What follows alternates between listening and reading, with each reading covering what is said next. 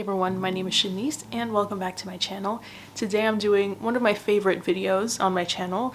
It is the one where I recommend spooky, creepy, gothic, October appropriate novels, other short story collections or books to read, and this time I'm also adding on movies and TV shows.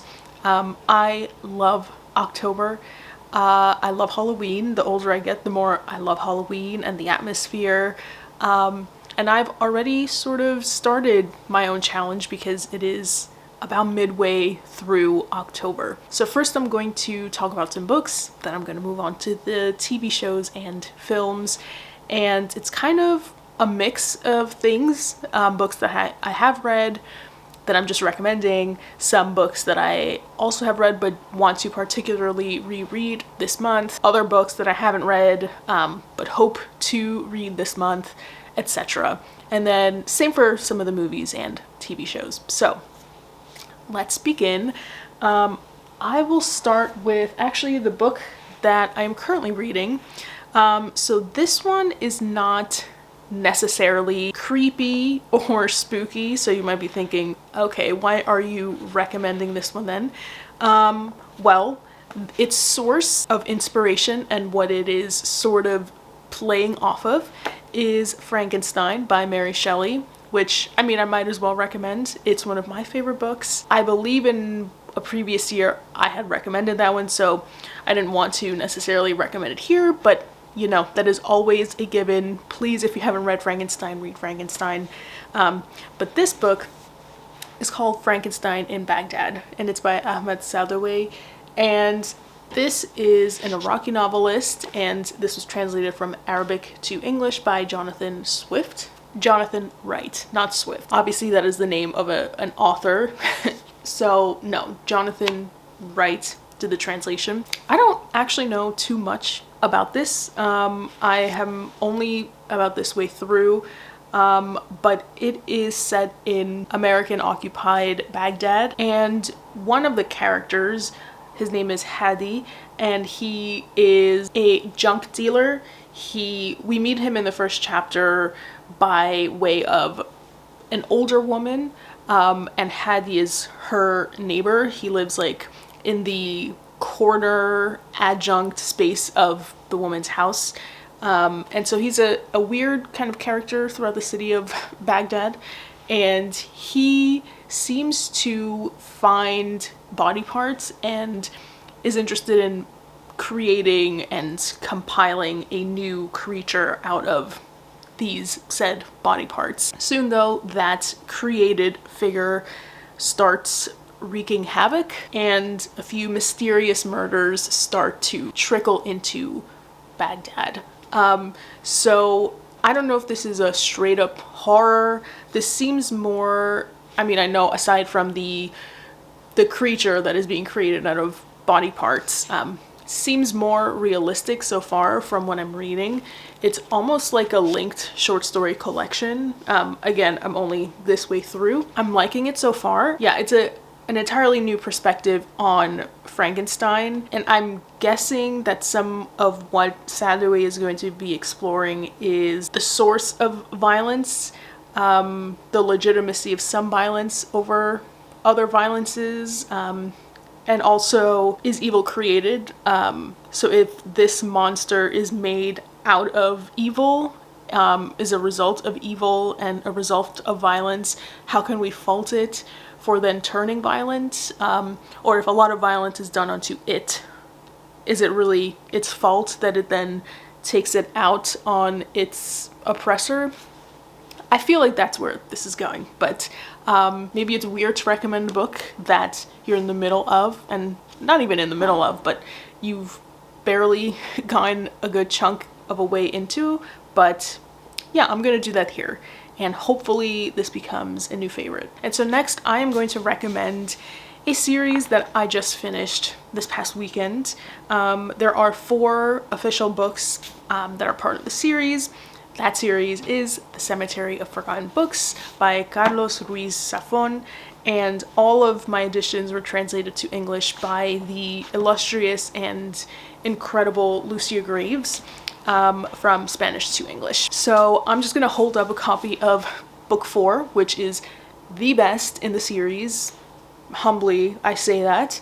This is the biggest book of the bunch, but book 1 is The Shadow of the Wind, book 2 is The Angel's Game, book 3 is The Prisoner of Heaven, and this is book 4, The Labyrinth of the Spirits. This is a saga that is romantic, that is gothic. It takes place in Barcelona. It is about book lovers. It's like an ode to literature itself. The writing is so scrumptious and clearly influenced by classic literature. Very Dickensian, a lot of references to the Count of Monte Cristo, just epic in scale and so nostalgic for a time period that I was certainly not part of at all. It is steeped in history, in tragic romance, in respect for language and the written word, and also a sprinkle of, you know, torture, political intrigue, blood, crime, detective and police work, mysterious labyrinthian houses and bookshops, masked figures. It's perfect for this season, and I cannot stress enough how much I loved book 4. I did like The Shadow of the Wind. I thought The Angel's Game was good. Prisoner of Heaven is really not my favorite. And for anyone wondering, you're not required to read books 2 or 3, and you're not even required to read these books in order. They're technically like standalone. They're more companion novels and they don't follow each other chronologically, but you definitely will get a fuller picture if you read the second and the third book. It just becomes a lot more three-dimensional. You won't be scratching your head wondering who people are, because we obviously get a little bit more time with them if you do read books 2 and 3. Yeah, but I highly recommend this. If you have some extra time and you want to read the entire series, if you want to be really ambitious, do that. If you want to read 1 or 2 books, I would recommend book 4, obviously, although it's the big one, and book 1, The Shadow of the Wind. But yeah, go for it. Pick these up and let me know what you think about them. Next up, I am going to recommend a book that I finished last month. It's called Our Share of Night by Mariana Enriquez. This was translated from Spanish to English by Megan McDowell. This is witchy and spooky and paranormal, but also rooted in Latin American history, and speaks a lot about colonization and indigenous cultures and modern Argentinian racial identity, but also a witchy sort of cult. We meet a father and his son. The father is strikingly tall and blonde and stands out. He seems to be a little mysterious and distant. He has a son named Gaspar. The father, whose name is Juan, discovers that his son is actually endowed with his own gift or curse of seeing spirits. And so once he discovers this, he decides to take his son and take a little road trip to figure out how exactly to protect his son from what may come of this gift / curse, now that he has it at such a young age. Through this, we learn about this mysterious cult that the father and now the son are both in, inception, and also how its inception is sort of linked to colonization. It's a weird one. It has an element of magical realism to it, but it also is very realistic. There are a lot of sections of just Gaspar and his classmates in school just liking each other, sleeping over each other's houses, things like that. So it's like realism, but ghosts, and lots of gruesome slicing and dicing. So Our Share of Night. Next, I'm recommending A Touch of Jen, which I read a few years ago. This is by Beth Morgan.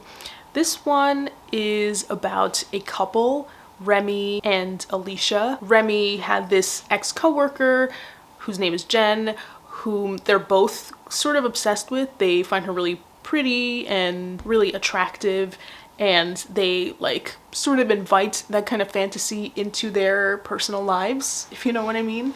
One day, the Jen invites both Remy and Alicia to the Hamptons for a trip.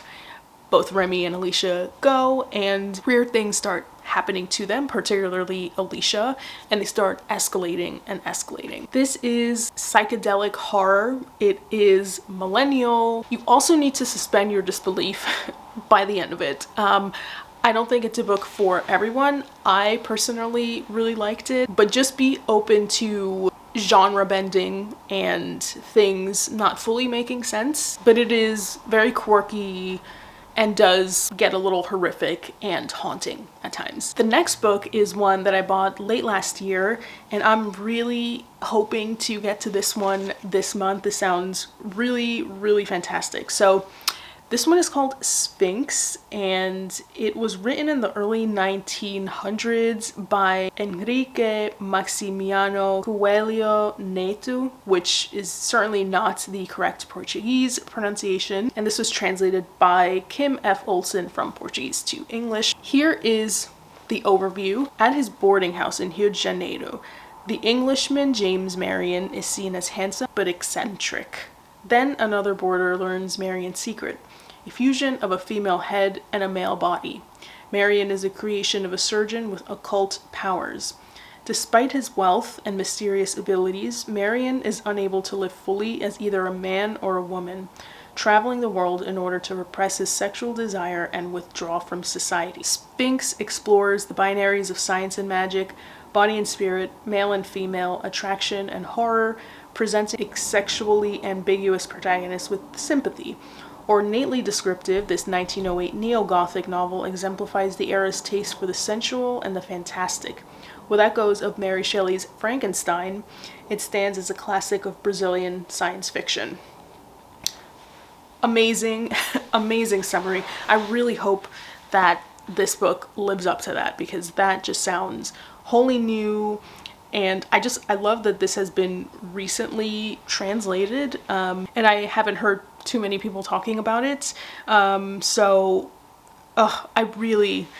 is going to be a priority for me. Two books that I will read this month. One is a short story collection that is actually my Latin American challenge pick for the month.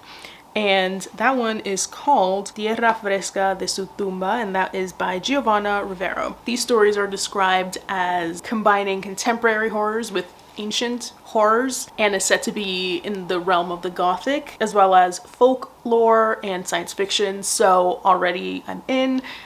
So I will be definitely reading that one this month. And another one that I'm definitely going to be reading, and I guess spoiler of my book to film / TV show choice for the month, I will be reading The Underground Railroad by Colson Whitehead. Another science fiction-y type horror book about an alternate underground railroad that is literally a train. It is an odyssey through time and space, and obviously is in the subgenre of racialized horror. And I will be watching the TV show adaptation for this one as well. That one is not straight up horror, or might not neatly fit into a spooky October, but I think its themes are horrific enough that to me it would make sense in this month. Another one along the same lines, I have read this book, is Beloved by Toni Morrison. What can I say about Toni Morrison that hasn't been said already? Her writing is a gift. Another one in the subgenre of racialized horror or more social horror. Here a woman is haunted by a child named Beloved, and I really don't want to spoil anything about this book. I think you should just go into it really not knowing anything. I think you will be deeply affected by the themes here. I think Morrison just is able to dissect the effects of slavery, and she can trace all its negative effects that have unfortunately pushed forward to the present. She does a really beautiful and haunting job in Beloved. Another Gothic book that I'm going to recommend is O Caledonia by Elspeth Barker. I read this one too. This one is a coming of age tale. Our main character, we learn in the beginning, is killed. So the book tries to tell her tale from her perspective and you quickly start to learn that she wasn't very popular despite her very young age. She was a child, so really she shouldn't have been facing hate like she was. But we explore this as a character study. We have castles and the Scottish landscape in the back. You have cloudy weather. It is very much set in the Gothic tradition. Another one that I guess maybe is Gothic that I've never read before, and this is crazy, but I really hope I get a chance this October. I keep saying that every single year, but I never get to it. It's The Phantom of the Opera by Gaston Leroux. What can I say? I've never read this. I feel like I will love it. I feel like I'm a sucker for romanticized Gothic language and books about architecture and sad, lonely souls. This is basically that. So crossing my fingers I get to it this month. A book that I picked up at a little library around me is one that I will admit I don't have high hopes for, but clearly fits for this month. It is The Sanatorium by Sarah Pierce. I feel like this is going to be, you know, commercial fiction that is very plot-centered and maybe not sublimely written, but I'm really hoping it's fun. I think, what is it even about? There is an imposing, isolated getaway spot in the Swiss Alps, and the main character here is Ellen, who is a detective but is taking some time off. Her brother Isaac invite her to celebrate his engagement at the hotel in the Alps, and so Ellen goes. She accepts, and when she gets there she feels something is off, something is wrong. She doesn't know what, but she doesn't feel safe there. So like, that just sounds good for October, but I don't know. I'll read it maybe. It's huge too, so I don't know.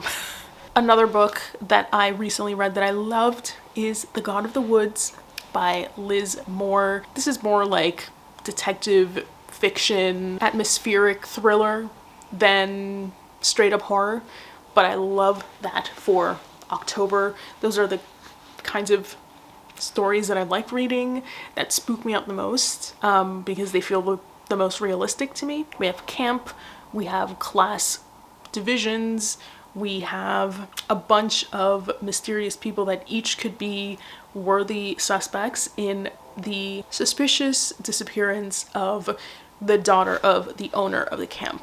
Her disappearance reminds people that, hey, didn't her brother also disappear years before? And aren't there still questions about that investigation? Read this book. Some short story collections that you should definitely read that I have read are One White Cat, Black Dog by Kelly Link. This is sort of like Bloody Chamber. Now, don't kill me, but I didn't absolutely love Bloody Chamber. I feel like this Kelly Link short story collection is more what I expected from Bloody Chamber. But if you like folklore mixed in with fable and horror and feminism, I think this is a good short story collection for you. And oh god, I forget the title of the very last short story, but no, Skinder's Veil, I think that's what it was. Phenomenal. If you just want to read one story, read that one. It is so weird. It is about a student who can't seem to finish his PhD thesis. He's stuck, and he gets an opportunity to house sit, this mysterious house surrounded by nature, by the woods. There's like no one around, but there are rules. There are two specific rules. One is if friends or people or things ring the doorbell at any hour, he is supposed to let them in. But if the owner of the house rings the doorbell and wants to come in, you cannot under any circumstance let him in. Now, the student doesn't know what the owner of the house looks like. Yeah, so weird premise, so creepy, but like a stupendous short story. Another one I'm going to recommend is Mystery Lights by Lena Valencia.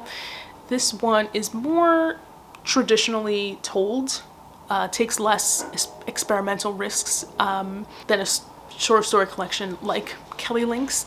But this is creepy and uncanny and unsettling. Lots of weird conceptual stories. I remember the first one, Dogs, is about a woman who needs a ride. She gets into a car with a stranger. Things are normal at first, but then he starts asking some very strange questions, and yeah. So they are creepy, and they are about women being threatened in some way. One book that I've been meaning to reread for so long is House of Leaves by Mark Z. Danielewski. I remember the first time reading it, I didn't really find it that impressive. In fact, I think I gave up with just 30 pages to go because I was so desperate for that thing to finish. I think when I was an earlier reader, these kinds of gimmicky, experimental, postmodernist inspired fictional works were like really cool and unique and different, and they just like really impressed me. But even a book like this didn't, when I was the reader that did enjoy books like these. But you know, I think a little more open-minded now. And I'm kind of just more in the mood to read this than I was back then. God, I don't know. I'm looking at this list and I want to read The Sanatorium, which is enormous. I want to read Sphinx, which is also not a short book. I don't know. Am I going to read it? Probably not. But I would love to get to House of Leaves. Ooh, I also want to recommend Chlorine by Jade Song. Mermaids, body horror. There's a particular scene that involves sewing. I was actually eating spaghetti when that happened. That was just really not a good choice for me. Deliciously written, really free and uninhibited, and just, to me, it was really inspiring to read as a writer and as an aspiring writer. Just seeing how loose and open Jade Song is in her writing style. I really liked this. Another one that I know I'm not going to read this month, but you know, maybe if you have time, maybe you could read it. It's called On the Savage Side by Tiffany McDaniel. She is the writer of Betty, which I really liked. It was actually one of my big book challenge picks 2 years ago, I think now. And the summary says, 6 women, mothers, daughters, sisters, gone missing, inspired by the unsolved murders of the Chillicothe Six. This harrowing novel tells the story of 2 sisters, both of whom could be the next victims. Educational, true crime inspired fictional work. Ooh, and one that I have read many years ago is called The Tidal Zone by Sarah Moss. If I remember this correctly, it is about a single father whose daughter has a mysterious illness, and he's kind of, one, learning to survive as a single father, but also trying his best to help and take care of his daughter and this mysterious illness. So it's not, again, straight up horror, but I think it's those quiet, disquieting tales that stay with us the most. I have never read Macbeth by Shakespeare, obviously. Will this be the month? I don't know why I put so many books on this list. And another book that I own, I'm not gonna read this, let's be honest. This one is called Harrow by Joy Williams. It's more of like an eco-thriller philosophical work, but to me, I think global warming is very scary, and any book that explores like some sort of mysterious environmental change or disaster or imminent doom, it's very terrifying. So yeah, I'm also going to recommend Brat by Gabriel Smith, which is about a writer who is revisiting his mother's estate after she passes away, and while he's there, he is encountering old memories and ghosts, literal and figurative ghosts. This is like a literary haunting. I'm also recommending It Can Happen Here by Sinclair Lewis. Should be a fantasy novel, but unfortunately it is becoming more of a prophetic nonfiction for our times. It is about a pedagogue and his rise to control and power and domination. So yeah, it can happen here. To me, it's very spooky because of just how much the events here parallel current events. And then the last two or three, no, two, I need to stop. These two are not really horror, but I don't know why. For me, fantasy and like sci-fi fit October, I guess because of like the different creatures and the different worlds and parallel universes. That to me is, I don't know, is otherworldly and fits Halloween to me. Yeah, I think it's irrational, but so be it. So the two that have been on my to be read to finish as soon as possible list for forever now are The Stone Sky by N.K. Jemisin, the last book in the series. Please God, I want to finish this. Not because I don't like it, but because I've just stalled on finishing that. And also Dune Messiah, because I really loved Dune, the first book, and I loved the movie adaptations by Denis Villeneuve, and I just have not gotten to Dune Messiah, and it's pretty short, so TikTok. Alright, that's it for the books. I'm gonna try to keep the films and the TV shows snappy, but we can put The Underground Railroad, the TV show adaptation, in this category first and foremost. It's by the director of Moonlight, which I loved, so you can tell it's gonna be very cinematic for a TV show and very sophisticated use of film technique. Another show that I just recently started and I love, this is more of a wholesome whodunit mystery show. It's Only Murders in the Building on Hulu. I am obsessed. It's silly, it's kind of campy, but it's so self-aware, and it points out its own like flaws and holes in plot. So well acted, so funny, so cute, so endearing. It's really wholesome. It's like a modern Agatha Christie work set in New York with like diversity. And Selena Gomez and Martin Short and Steve Martin, along with a slew of excellent guest stars. Meryl Streep being one of them. Melissa McCarthy, who I think is one of the best actresses of her generation. I don't think she gets enough credit. She can do anything. She really can do anything. But I love this show, and if you like murder mysteries, this is definitely for you. I am also recommending the X trilogy. This is with X, Pearl, and then Maxine. This is not going to be for everyone. Mia Goth, another superb actress that needs to be in more things. She's incredible. This should be her Oscar reel, these 3 movies. I don't really want to get into what it's about because each story Mia Goth is playing like a different person in the world, but I highly recommend if you like more like slasher traditional horror with like impeccable acting. Ooh, I'm going to recommend a movie I just finished last night. It is called Cure. It is so creepy and unnerving.